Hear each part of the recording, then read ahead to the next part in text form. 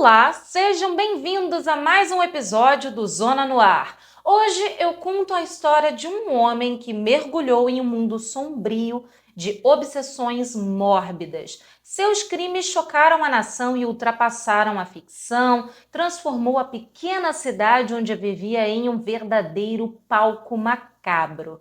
Entre ossos humanos, crânios e objetos feitos de pele, ele revelou um lado do ser humano que parecia ter saído de um verdadeiro filme de terror. Mas antes, já deixa aí o seu like agora no início do vídeo, porque depois você pode se esquecer. Se inscreva e ative o sininho, porque senão você pode perder novos conteúdos que chegam aqui no canal e que podem ser interessantes para você. Feito isso, tudo certo? Então, prepare o estômago que hoje você vai conhecer o açougueiro de Plainfield.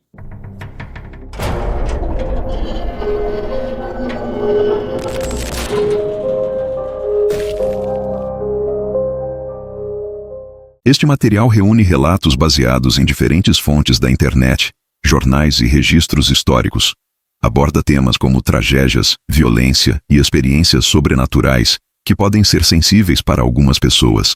Não é recomendado para menores ou quem esteja emocionalmente vulnerável. Nosso objetivo não é o sensacionalismo, mas sim preservar a memória dos fatos, incentivar a reflexão e alertar sobre os perigos reais enfrentados pela sociedade. Edward Theodore Gain nasceu em La Crosse, Wisconsin, em 27 de agosto de 1906, filho de Augusta e George Gain. Ele era o segundo de dois meninos do casal, sendo o primeiro, Henry, cerca de 7 anos mais velho que o irmão. Sua mãe, Augusta, era uma fanática religiosa, determinada a criar seus filhos seguindo um código moral rígido. Ela considerava o mundo habitado por pecadores e incutia diariamente nos filhos os ensinamentos da Bíblia, alertando repetidamente sobre a libertinagem e imoralidade das mulheres, esperando que tal discurso desestimulasse quaisquer desejos sexuais que os meninos pudessem ter, fazendo-os acreditar que pensamentos impuros os levariam direto para o inferno. A senhora Gain era uma mulher dominadora e dura que acreditava que a sua visão de mundo era absoluta e justa. Ela não tinha dificuldades em impor suas crenças à força aos filhos, assim como ao marido George, que ela considerava um homem fraco. De fato, o pai alcoólatra tinha pouca ou nenhuma voz na criação dos garotos.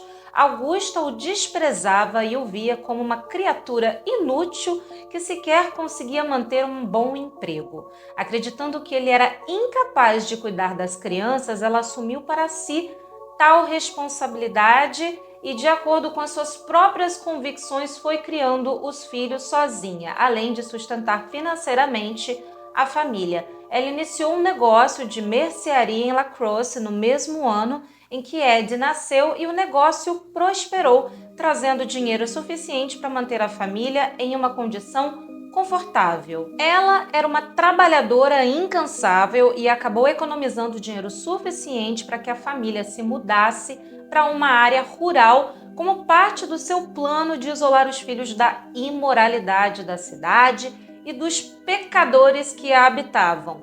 Em 1914, a família Gain se mudou para Plainfield, Wisconsin, para uma fazenda de 195 acres, isolada de qualquer influência não divina que pudesse perturbar a família, com os vizinhos mais próximos a quase 400 metros de distância. Apesar de Augusta fazer de tudo para isolar os filhos do mundo exterior, isso não pôde ser evitado quando chegou o momento deles frequentarem a escola.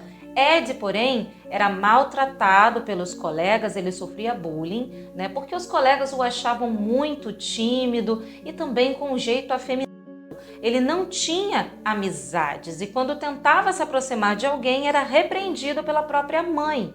Mesmo magoado com o fato dela impedir que ele criasse laços com as outras crianças, Ed seguia cada ordem rígida de Augusta, vendo nela o modelo supremo de virtude e bondade. Na escola, o seu rendimento geral era considerado apenas regular, mas ele tinha habilidade acima da média para leitura, especialmente livros e revistas de aventura, que alimentavam sua imaginação e serviam como uma espécie de fuga para um universo particular. Embora Henry e Ed tentassem obedecer os valores severos que a mãe os obrigava a seguir, ela quase nunca demonstrava satisfação e os ofendia verbalmente com frequência. Você consegue imaginar a pressão que é crescer com uma mãe dessas, tão rígida e sufocante? Isso me faz lembrar a mãe da Carrie a Estranha, né? Eu não sei se vocês já assistiram ao filme, mas eu acho que tem detalhes aí nesse filme da Carrie que me faz lembrar boa parte da vida de Ed Gein. Durante a adolescência e início da vida adulta, ambos permaneceram isolados, sem convívio social, dependendo somente um do outro. Ed admirava Henry e o via como alguém confiável, trabalhador e de caráter firme. Quando o pai morreu, aos 66 anos, em 1º de abril de 1940, os irmãos passaram a fazer diversos trabalhos eventuais para ajudar financeiramente a fazenda e a mãe. Os moradores da região viam os dois como pessoas responsáveis e honestas. Ed, inclusive, tentava imitar o estilo de trabalho do irmão, embora atuassem principalmente como um tipo de faz-tudo. Ed também costumava cuidar de crianças dos vizinhos, algo que ele realmente apreciava, pois se sentia mais confortável com crianças do que com adultos, refletindo aí suas dificuldades sociais e emocionais. Com o passar do tempo, Henry começou a se preocupar com o apego exagerado do irmão a Augusta e em algumas ocasiões criticou a mãe em voz alta, o que deixava Ed profundamente chocado. Ele era totalmente submisso e ficava perturbado por Henry não vê-la com a mesma devoção. Ele respondia à própria mãe, isso para ele era um sacrilégio. Esse contraste pode ter relação com um destino enigmático que atingiu Henry Gein. No dia 16 de maio de 1944, os dois irmãos tentavam controlar um incêndio de vegetação que ameaçava a fazenda. Segundo o relatório policial, em determinado momento, eles se separaram enquanto tentavam apagar o fogo em lados diferentes. Quando anoiteceu, Ed perdeu Henry de vista. Após conseguirem conter as chamas, Ed ficou preocupado ao não encontrar o irmão e acionou a polícia. Uma equipe de busca foi organizada e os policiais ficaram intrigados quando chegaram à fazenda e Ed os guiou diretamente ao corpo de Henry, deitado no chão, já sem vida. A cena levantou dúvidas. Ele estava em um pedaço de terra que não havia sido atingido pelas chamas e apresentava hematomas não explicados na cabeça. Apesar dessas circunstâncias estranhas, os investigadores descartaram o homicídio rapidamente. Ninguém acreditava que Ed fosse capaz de matar o próprio irmão ou qualquer outra pessoa. A causa da morte foi registrada como asfixia e o caso não avançou. Assim, Ed ficou apenas com a única pessoa que ele realmente amava, sua mãe, e podia ter toda a atenção dela para si. Porém, esse privilégio duraria pouco tempo. Você acha possível que Ed Gein tivesse matado também o próprio irmão? Eu sinceramente não duvido nada. Será que a mãe o convenceu? Conta aí nos comentários o que vocês acham. Em 29 de dezembro de 1945, ela veio a falecer depois de sofrer vários derrames. A partir desse momento, Ed Gein ficou completamente desamparado. Sua rotina e seu modo de viver foram abalados. Ele havia perdido a única pessoa pela qual tinha afeto, sua companheira e o único amor verdadeiro que havia conhecido. Ed Gein então passou a estar realmente sozinho no mundo. Depois do enterro de Augusta, Ed continuou morando na fazenda, sobrevivendo com pequenas quantias de dinheiro que conseguia prestando serviços temporários. Dentro da casa, ele fechou os ambientes que sua mãe mais frequentava, principalmente os quartos do andar superior, a sala e o salão do térreo. Ele manteve esses espaços intactos, transformando-os em uma espécie de altar dedicado à mãe falecida, e eles permaneceram intocados por muitos anos. Ele se mudou para a parte inferior da residência, utilizando a cozinha e um quarto pequeno ao lado dela como seu espaço para dormir. Era ali que ele passava a maior parte do tempo lendo. Agora ele era livre para ler o que ele quisesse, se interessando por conteúdos que envolvessem crimes, canibalismo, morte ou atrocidades cometidas pelos nazistas. Ed era fascinado por experimentos médicos feitos nos campos de concentração. Em outras ocasiões, também se ocupava de hábitos ainda mais perturbadores, como suas idas noturnas ao cemitério da região. Ele continuou fazendo trabalhos ocasionais e, a partir de 1951, passou a receber um subsídio agrícola do governo federal. Não precisando de toda a terra, vendeu um lote de 80 acres. Isso significava que ele não precisava trabalhar, embora ainda aceitasse alguns trabalhos eventuais. Para as pessoas da cidade, ele era apenas um homem estranho, era conhecido como Ed, ou estranho, ou esquisito, que quase sempre ficava ali, na sua. Mal sabiam o que ele fazia no tempo livre. Depois da morte da mãe, Ed ficou cada vez mais isolado e solitário. Foi nessas leituras mórbidas que ele descobriu sobre técnicas de encolher cabeças, como desenterrar cadáveres e também sobre anatomia humana. Aos poucos ele ficou obcecado por esse tipo de conteúdo e inclusive comentava essas histórias bizarras com as crianças que ele tomava conta. Outra coisa que ele adorava era ler o jornal da cidade, principalmente os obituários. Era assim que ele ficava sabendo quando mulheres locais tinham morrido. Ed conseguiu convencer um trabalhador rural chamado Gus a ajudá-lo em um trabalho. Esse trabalho era desenterrar corpos recém-enterrados e levá-los para a casa de Ed. Ele disse a Gus que estava fazendo alguns experimentos e Gus não pensou mais sobre o assunto. Mais tarde, quando questionado pela polícia, Ed admitiu ter feito cerca de 40 visitas noturnas a cemitérios locais para exumar corpos recém-enterrados. Ele afirmava estar frequentemente em um estado de confusão e muitas vezes saía do transe ainda no cemitério, optando por voltar de mãos vazias. Os túmulos que mais o atraíam eram os de mulheres de meia idade, que ele sentia que se pareciam muito com a sua mãe. Ele dissecava os corpos, guardando as partes de que mais gostava, como cabeças, órgãos sexuais, fígados, corações e intestinos. Ele retirava a pele do corpo e a colocava sobre um manequim de alfaiate. A pele era curtida e depois transformada em peças de roupa, como o famoso traje de mulher que ele usava para se tornar sua mãe. Esse comportamento do Ed Gein é um exemplo extremo de como traumas da infância podem distorcer completamente a mente humana. O Ed Gein mostrava uma mistura de idealização, perda e confusão entre amor e poder. Vocês já tinham parado para pensar como experiências de vida tão traumáticas podem levar alguém a comportamentos tão perturbadores? A própria Augusta criou uma confusão na cabeça dele sobre sexualidade e mulheres. E quando ela morreu, acho que ele achava que tinha de manter a imagem dela viva de alguma maneira. Para mim, a mãe dele contribuiu e muito para que Ed crescesse enxergando o mundo ao seu redor de forma distorcida. E o pior de tudo, gente, isso não foi uma história de ficção, foi real. E infelizmente deve haver outro pai ou mãe por aí, fanático religioso, que busca isolar seus filhos do mundo, né? Dizendo que tudo é do diabo, que a TV é do diabo, o rádio é do diabo, o beijo é do diabo, a festa, a maquiagem, a música.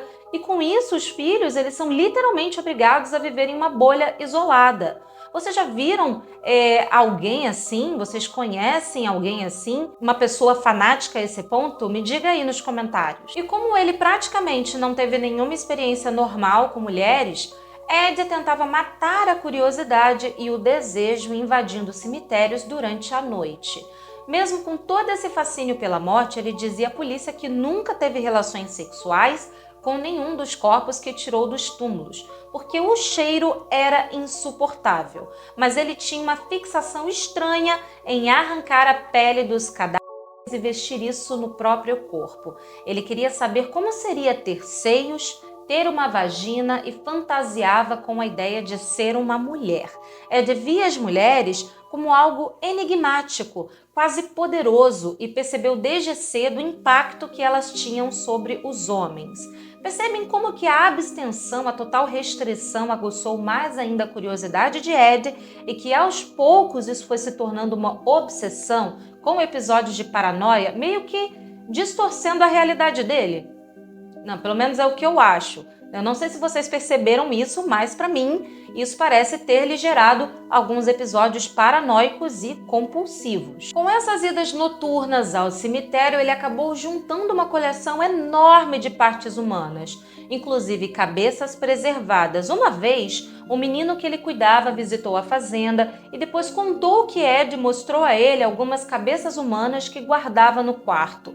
Ed Gein dizia que aquelas cabeças encolhidas eram artefatos do Pacífico vindo das tribos de caçadores de cabeças que ele lia em um de seus livros. Quando o garoto comentou isso com as outras pessoas, ninguém levou a sério. Acharam que ele tinha inventado tudo aquilo. Mais tarde, 2 rapazes também visitaram a propriedade e viram essas cabeças. Porém, eles acharam que eram máscaras de Halloween estranhas, não que fossem peças reais. Assim começaram os boatos. A cidade inteira falava sobre os objetos bizarros que supostamente Ed tinha em casa. Quando alguém brincava dizendo que ele tinha cabeças encolhidas, ele apenas dava um sorriso e confirmava. Ninguém acreditava de verdade. E, na real, muita gente não queria acreditar que pudesse ser verdade. Durante os anos 40 e início dos anos 50, alguns desaparecimentos chamaram a atenção da polícia de Wisconsin e 4 deles deixaram os investigadores totalmente perdidos. O primeiro foi o caso da menina de 8 anos, Georgia Weckler, que sumiu no dia 1º de maio de 1947, voltando da escola para casa. Centenas de pessoas, moradores e policiais procuraram por ela numa área de cerca de 26 quilômetros quadrados em Jefferson, Wisconsin. Nunca encontraram qualquer sinal dela, viva ou morta. Não existiam suspeitos, a única pista eram marcas de pneus de um Ford perto de onde ela foi vista pela última vez. Com tão pouca evidência, o caso virou um mistério sem solução.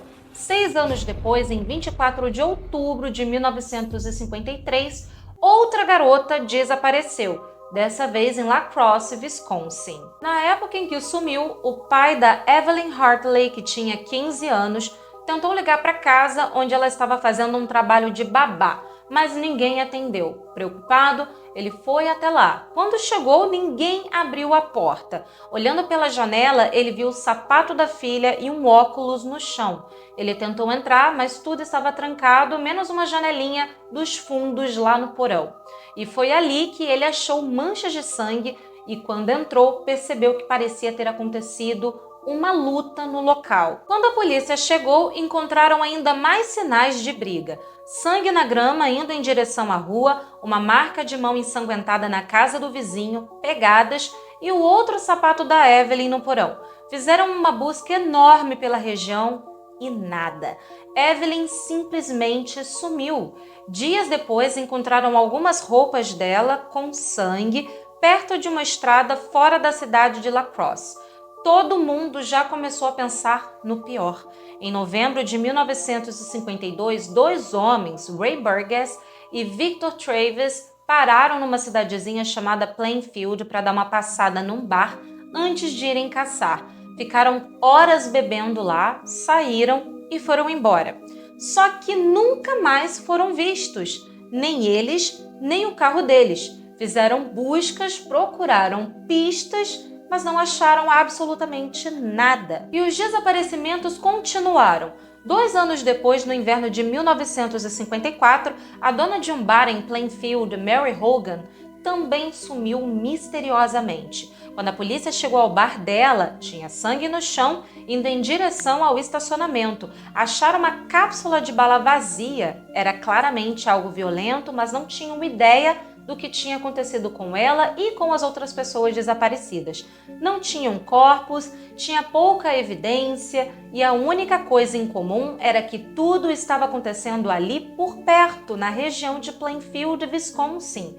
Então, em 16 de novembro de 1957, os moradores que haviam permanecido na cidade naquele dia foram interrogados. Descobriram que o caminhão da loja de ferragens havia saído pelos fundos do prédio por volta das 9h30 da manhã. Além disso, a loja havia ficado fechada o dia inteiro, mas os moradores não deram muita importância, achando que era por causa da temporada de caça.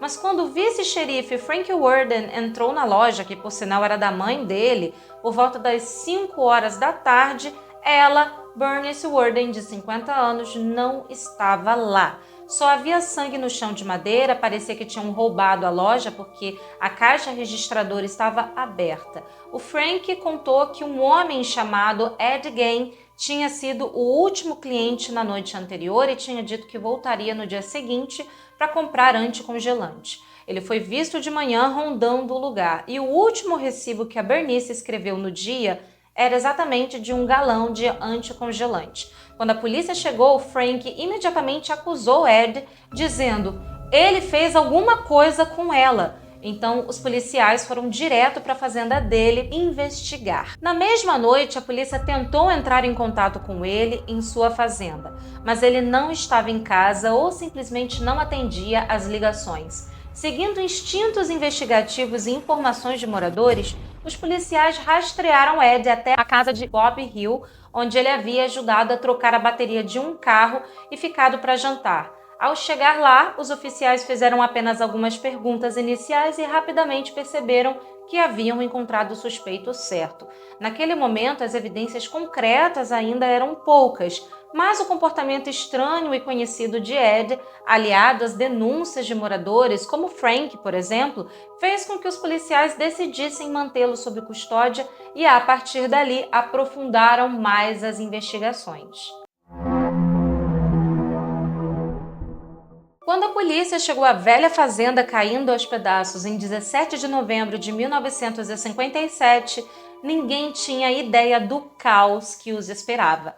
Era quase impossível andar pelos cômodos por causa do monte de lixo e entulho apodrecido e espalhado pelo chão e sobre as bancadas. O cheiro de sujeira e decomposição era quase insuportável, gente. Essa é a parte mais complicada de contar. A partir daqui, os detalhes ficam muito mais fortes. Do lado de fora, o xerife local, Arthur Shelley, inspecionava o galpão de madeira com a sua lanterna, quando sentiu algo roçar sua jaqueta. Ao olhar para cima, ele viu uma carcaça grande pendurada de cabeça para baixo nos vigamentos. O corpo tinha sido decapitado, aberto e eviscerado. Era uma visão chocante, algo que se veria normalmente na temporada de caça a cervos, mas depois de alguns segundos, Shelley percebeu que não era um cervo, mas sim o corpo decapitado de uma mulher, a desaparecida Bernice Worden. Eles tinham encontrado Bernice preparada como se fosse um cervo, morta com um tiro de rifle calibre 22, com mutilações grotescas feitas após a morte. Enquanto os policiais exploravam a fazenda de Ed Gein, perceberam que não era só o corpo de Bernice que era horrível. A casa inteira era um verdadeiro museu do terror. Também foram encontrados crânios humanos, um abajur e assentos feitos de pele humana, tampões de crânios humanos utilizados como prato de sopa, cintos e meias feitos a partir de carne humana, puxadores de janela revestidos por lábios e um colete feito a partir de um corpo feminino. Alguns fotógrafos alegavam também ter encontrado um coração humano em um saco de papel juntamente com a pele do rosto de Mary Hogan, que era proprietária de uma taverna ali perto, desaparecida em 1954. Isso ocorreu depois que Ed começou a se cansar dos já falecidos. Ele precisava de corpos mais frescos, o que o levou a matá-la. Embora Ed não saísse muito, ele frequentava a taverna de Mary, que ficava a mais de 11 quilômetros de sua casa. O motivo? Mary Hogan se parecia muito com a sua mãe. A polícia suspeitou de crime em seu desaparecimento, pois encontraram uma poça de sangue e um cartucho deflagrado calibre 32, mas não havia outras pistas e o caso acabou esfriando até aquele dia em que a casa de Ed havia sido revistada. Aos poucos, eles tiveram que começar a catalogar os horrores que haviam na casa. Sério, gente. É muita coisa mesmo, então preparem o estômago. Foram encontrados ossos humanos inteiros e fragmentados, uma lixeira feita de pele humana cobrindo vários assentos de cadeira, crânios nos postes da cama, crânios femininos, alguns com a parte superior cerrada, tigelas feitas de crânios humanos, um espartilho feito de um torso feminino com a pele removida dos ombros à cintura, calças justas feitas da pele de pernas humanas, máscaras feitas da pele de rostos femininos, máscara facial de Mary Hogan em um saco de papel, o crânio de Mary Hogan em uma caixa, cabeça inteira de Bernice Worden em um saco de estopa, o coração de Bernice Worden em um saco plástico em frente ao fogão de ferro de Gain. 9 vulvas, ou seja, a parte externa dos órgãos genitais femininos em uma caixa de sapatos, um vestido de menina jovem e as vulvas de 2 mulheres de aproximadamente 15 anos, duas jovens, um cinto feito de mamilos humanos femininos, 4 narizes, um par de lábios em um cordão de persiana, uma cúpula de abajur feita da pele de um rosto e unhas de dedos femininos. Ao olhar aquele cenário macabro, os policiais se perguntavam quantas mulheres mais poderiam ter morrido pelas mãos de Ed Gein. Todas essas evidências foram fotografadas e depois descartadas de forma adequada. Mais tarde, em 1955, foram descobertos ossos de 10 esqueletos de mulheres e um masculino que pertencia a um carteiro que havia desaparecido um ano antes. Depois da descoberta do corpo decapitado de Bernice e das outras atrocidades, a polícia começou a vasculhar o restante da fazenda e as terras ao redor, suspeitando que Gain tivesse cometido mais assassinatos. Eles esperavam encontrar os restos de Georgia Weckler, Evelyn Hartley, Victor Travis, Ray Burgess e Mary Hogan. Durante as investigações, Gain foi interrogado. No começo, ele não admitiu os assassinatos, mas depois de um dia em silêncio, começou a contar sua história horrível sobre a morte de Bernice e como havia conseguido todas aquelas partes de corpos. Ele dizia estar em um estado de confusão mental durante os crimes e lembrava apenas de ter arrastado o corpo de Bernice até seu caminhão, pegado o dinheiro da loja e voltado para casa. Quanto às outras partes encontradas em sua casa, Gain afirmou que havia roubado túmulos locais, negando ter matado qualquer outra pessoa além de Bernice. Porém, após dias de interrogatório, admitiu também o assassinato de Mary Hogan, cuja cabeça foi encontrada em uma caixa e a pele de seu rosto transformada em máscara. Ele dizia sempre estar confuso e não lembrava dos detalhes, alegando que tinha sido um acidente. Durante todas as horas de interrogatório, não mostrou sinais de remorso, falando sobre os crimes com naturalidade e até com uma alegria infantil, sem perceber a gravidade de seus atos. What would you do with the sexual parts? Them in the bath, certain thing And what would you do with the head?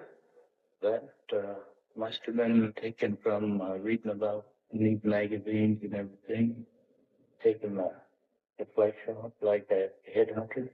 Então, a sanidade de Gain passou a ser questionada e seu advogado pediu que ele alegasse insanidade no julgamento. Exames psicológicos confirmaram que ele era mentalmente perturbado, isso era muito claro, diagnosticado como esquizofrênico e psicossexual. Essa condição era atribuída à relação doentia com a mãe e à educação que recebeu, marcada por sentimentos confusos de amor e ódio em relação às mulheres, que se transformaram na psicose que o levou aos crimes. E possivelmente a mãe dele também já estava num nível bem alto de paranoia, com medo excessivo do mundo mundano, né? E eu tenho aqui até vontade de fazer um vídeo sobre ela, falar um pouquinho mais sobre a mãe do Ed Gein, até mesmo para entender melhor o perfil do próprio Ed Gein. O que vocês acham? Deixa aí nos comentários se eu começo a trabalhar nesse projeto, nesse vídeo. E aí a gente tenta entender o que há por trás do fanatismo religioso dela. Então deixa aí nos comentários se isso seria uma boa ideia para vocês. Enquanto Gein era avaliada, a polícia continuava a busca e descobriu restos de 10 mulheres na fazenda. Gein dizia que outros corpos eram de túmulos roubados, mas a polícia suspeitava que ele poderia ter matado mais pessoas. Após permissão judicial, abriram os túmulos que ele disse ter profanado, confirmando que muitos tinham sido violados. Em 29 de novembro, encontraram restos esqueléticos, acreditando inicialmente que fosse Victor Travis. No fim, os únicos assassinatos que Gein pôde ser responsabilizado foram os de Bernice Worden e Mary Hogan. Quando os detalhes da fazenda de Gein vieram à tona, a notícia se espalhou rapidamente. Repórteres de todo o mundo chegaram à pequena Plainfield, tornando a cidade famosa ou infame. Apesar do horror, muitos ficaram fascinados com os crimes de Gein, que se tornaram referência em casos de necrofilia, fetichismo e transvestismo. A vida anterior de Gein era descrita como estranha, mas ninguém imaginava que ele fosse capaz de crimes tão hediondos. How long have you known Mr. Gein? What kind of a man did you know? Well, man, he's a nice man, just like anybody else. The only difference I'd say in the man, he seems to be a little high. Depois de 30 dias de avaliação mental, foi declarado incompetente para ser julgado e enviado para o Hospital Central em Wisconsin, onde passou o resto da vida, vivendo de forma confortável e até feliz. Durante sua internação, Gein se tornou um paciente modelo, lia muito, se dedicava a trabalhos manuais, gostava de conversar com psicólogos e até se interessou por rádios amadores. Apesar de alguns comportamentos estranhos, era difícil perceber o tamanho de sua insanidade. Gein morreu em 26 de julho de 1984, após lutar contra o câncer, e foi enterrado ao lado da mãe. Seus crimes influenciaram profundamente o cinema de terror, inspirando personagens como Norman Bates em Psicose, o vilão de O Massacre da Serra Elétrica, o filme Dangerous e Buffalo Bill em O Silêncio dos Inocentes, todos baseados nas atrocidades de Ed Gein. E afinal de contas, qual foi o fim de todos os itens grotescos de Ed Gein? Seus itens macabros foram tratados de maneiras diferentes. Então, sobre as fotografias em inventário, a polícia fotografou todos os restos humanos e objetos macabros encontrados na fazenda para documentar o caso, servindo como provas legais e registro histórico. A maioria dos corpos, parte de corpos e restos humanos, foram incinerados ou enterrados de forma segura pelos investigadores e pelo Estado, garantindo que não fossem reutilizados ou expostos ao público. Os objetos e pertences pessoais, os que não continham restos humanos, como móveis ou pertences de Gein, foram leiloados, incluindo o carro de Ed, que ele usava para transportar os corpos, vendido em leilão por $760 a Bunny Gibbons, dono de um espetáculo de carnaval. O carro foi exibido como atração de circo e visitantes pagavam para vê-lo. Outros móveis e objetos não humanos foram vendidos ou leiloados após a prisão, avaliados em cerca de $4.700 no total. A fazenda de Ed, a própria casa dele, conhecida hoje como a Casa dos Horrores, foi destruída em um incêndio em 1958, que provavelmente foi um incêndio criminoso. Apenas algumas peças foram recuperadas para leilão ou armazenamento. Resumindo, os restos humanos foram destruídos de forma segura, enquanto os objetos pessoais de Gane foram leiloados ou usados como curiosidades em espetáculos, mas nada que tivesse ali restos humanos foi mantido para exposição pública. Bom, gente, chegamos ao fim do episódio. Eu já agradeço muitíssimo a sua companhia até aqui, porque imagino que deve ter sido muito difícil escutar e digerir toda essa história. Ed Gein é um dos piores casos que eu já narrei aqui no canal, então se você chegou até aqui, um super obrigada. Peço para compartilhar esse conteúdo com amigos que acompanham casos criminais ao redor do mundo. E se você esqueceu de deixar o seu like, não tem problema, aproveite, deixa agora. Se você ainda não se inscreveu, se inscreva agora e ative o sininho para aparecer novos vídeos aí para você. É isso, aqui na tela vai aparecer outros casos para você acompanhar se você quiser. Fiquem bem e até o próximo episódio.